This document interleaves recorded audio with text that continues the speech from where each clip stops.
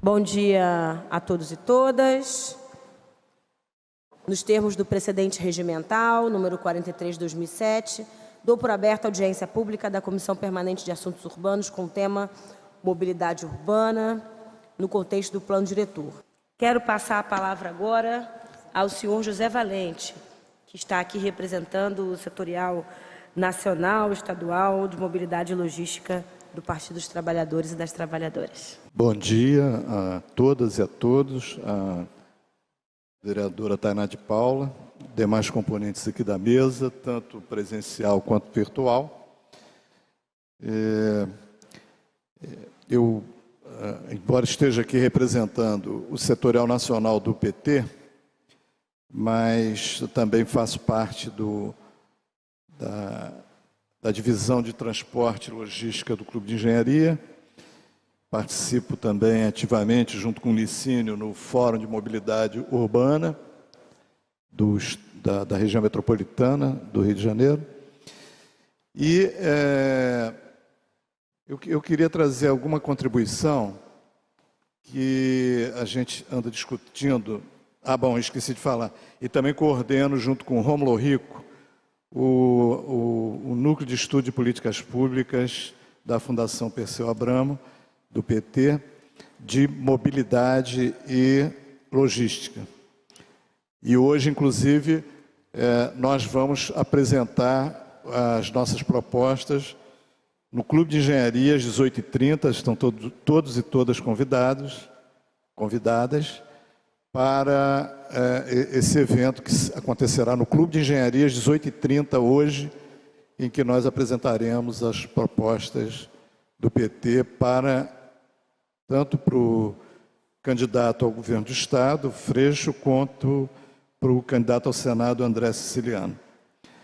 Bom, eu iniciaria dizendo que a gente tem hoje uma tempestade perfeita, mas só que no bom sentido, embora um aspecto dela seja extremamente negativo.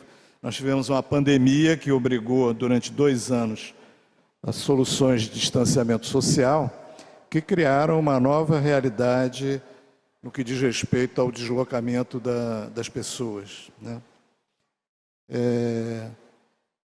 E essa situação criou um colapso no transporte público que está nos levando a grande oportunidade de resolver, de uma vez por todas, esse problema.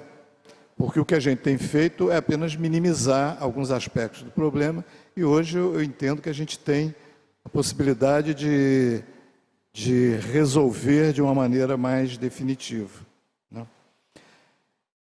Por conta dessa situação da pandemia e da perda de renda, não só o distanciamento, o que obrigou as pessoas a ficarem em casa, mas a perda de renda também, levou a uma situação em que o Congresso Nacional foi obrigado a elaborar uma lei de subvenção ao transporte público para prefeituras e governos de Estado, a 3464, que foi aprovado por unanimidade, praticamente, no Congresso Nacional, e o presidente vetou integralmente essa lei aprovada lá, e o Congresso não teve a coragem de enfrentar e derrubar o veto. Então, mas o que ficou claro é o seguinte: unanimemente o Congresso defende que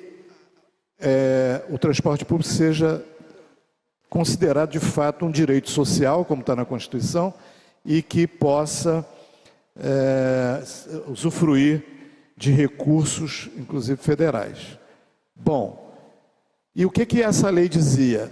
Que haveria uma subvenção mediante o quê? Contrapartidas que as prefeituras teriam que garantir. Prefeituras e governo de Estado, porque tanto valia para o âmbito da prefeitura, quanto para metrô, trem, para o âmbito estadual. Essas contrapartidas, em grande parte, elas estão presentes na discussão das centenas de entidades que discutem e militam nessa área da mobilidade urbana. Estava tudo lá. Inclusive a revisão de todos os contratos. Revisão de todos os contratos. Era uma exigência para ter direito ao recurso.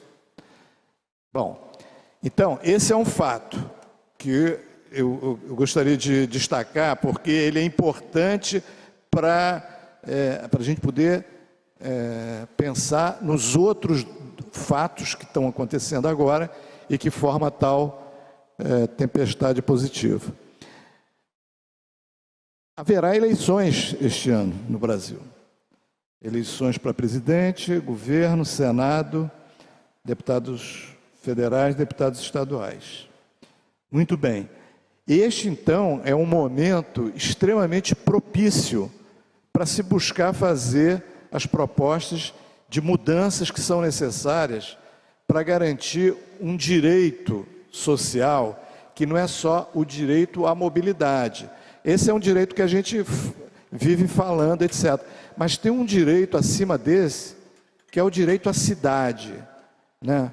E esse é o, vamos dizer assim, é o sagrado direito que deve ser observado na nossa militância.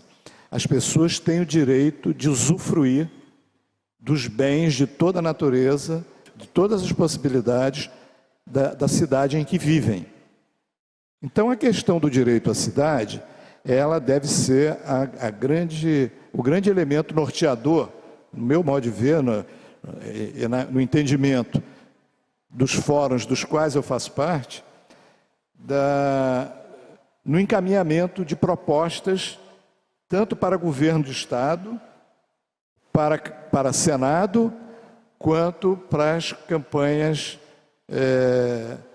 deputados e deputadas federais e estaduais, né? E nós temos um terceiro elemento que eu julgo muito importante, que é o que está acontecendo aqui no município do Rio. Então, desde o ano passado, a Câmara de Vereadores e a Prefeitura do Rio decidiram a implantação de um novo modelo. Bom, eu gostaria apenas de destacar o seguinte, que outro aspecto que é fundamental nessa coisa do direito à cidade, é que direito à cidade não tem a ver só com transporte, tem a ver também com os deslocamentos, tanto das pessoas até a porta do transporte, né, da sua casa, até o local onde trabalha, e assim como um elemento que eu julgo que é importante, que é a vinda de produtos e serviços ao encontro do cidadão e da cidadã. Então,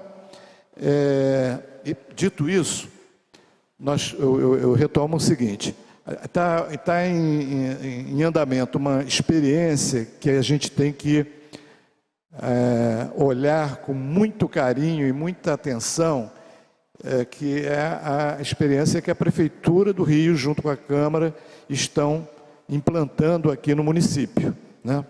Então, no ano passado, foi aprovada uma lei, se não me engano é 9045, é isso mesmo? De subsídio, né? Uma lei que cria a figura do subsídio, ou seja, que reconhece que a questão da mobilidade, ela é uma questão que tem que ser pensada do ponto de vista da gestão pública. Não cabe mais, não existe mais a possibilidade de se pensar em gestão privada para tudo que diz respeito à questão da mobilidade. É isso que está sendo mostrado, né? A pandemia, enfim, todos esses elementos aí trouxeram como um elemento importante. Mas, então, a mobilidade, para a mobilidade é fundamental a possibilidade de gestão plena do poder público, e essa gestão plena inclui, fundamentalmente, a possibilidade de ter fundos, né? Fundo municipal, fundo estadual e, eu diria, fundo nacional. Se sobrar um tempinho, eu vou falar rapidamente sobre uma discussão que nós estamos fazendo do Sistema Único de Mobilidade, o SUM, né, análogo ao SUS, que seria uma forma de governança em que se permitiria resolver ou encaminhar uma série de questões. Mas então, voltando aqui à experiência do Rio, o que está sendo feito aqui no Rio? Está se decidindo que a gestão é pública.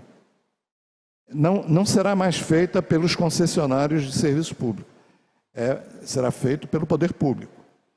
Haverá recursos para fazer o quê?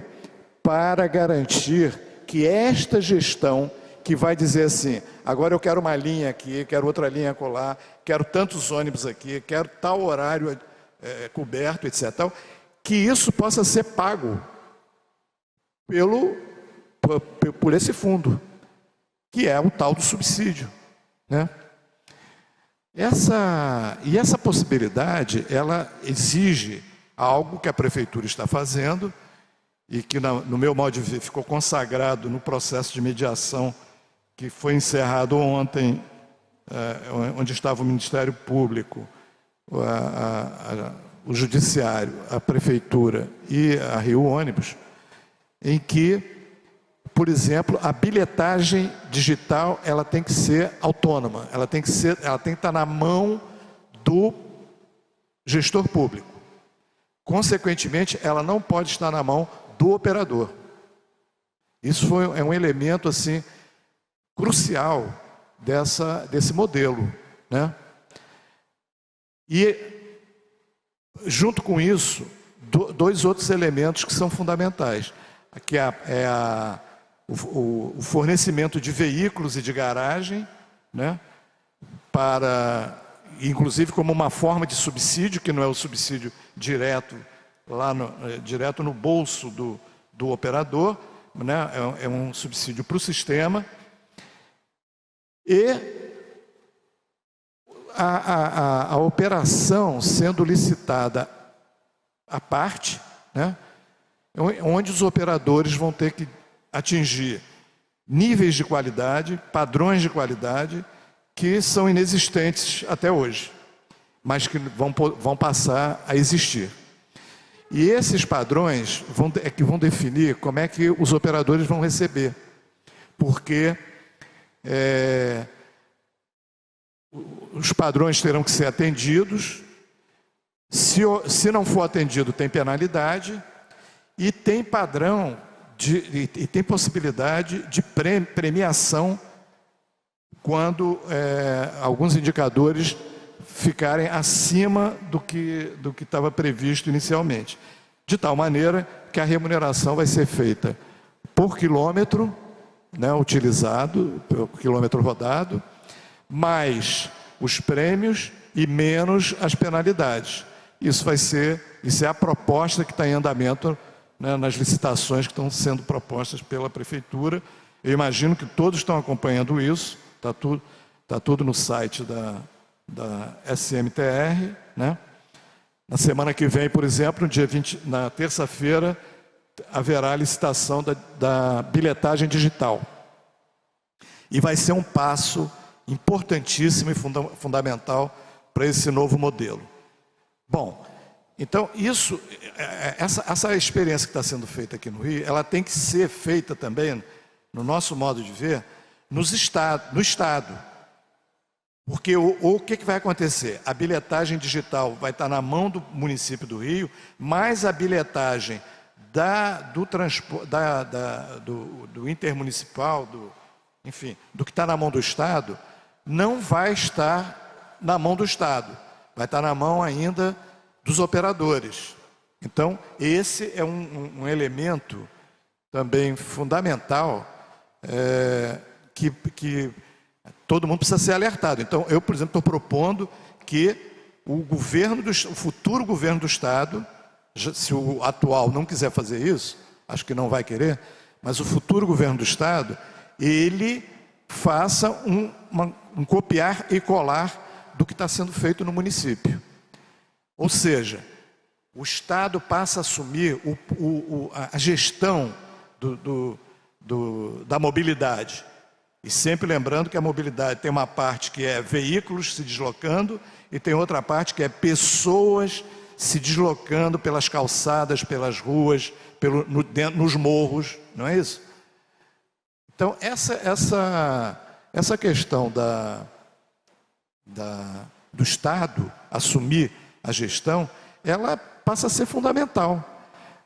Por exemplo, o governo do Estado está contratando a UFRJ para fazer um estudo da concessão das barcas. Alguém ainda acha que faz sentido pensar as barcas isoladamente? Que modelo que vai surgir daí? Com toda certeza vai ser um modelo que vai primeiro tratar, como o ex-ministro da infraestrutura, o Tarcísio, agora candidato ao governo de São Paulo, gostava de falar, empreendimento. Tudo é visto como empreendimento. E, na verdade, nada tem que ser visto como empreendimento. As ligações hidroviárias, né, marítimas, elas não têm que ser um empreendimento. Ela tem que ser um serviço prestado à população e tem que estar na mão do poder público. Por quê? Porque senão nós vamos ter esses empreendimentos concorrendo uns com os outros. É a Supervia concorrendo com os ônibus, concorrendo com o metrô, concorrendo com as barcas. Não pode haver isso. Isso tem que ser algo que tem que ser eliminado no meu modo de ver e desses fóruns onde eu tenho a honra de participar.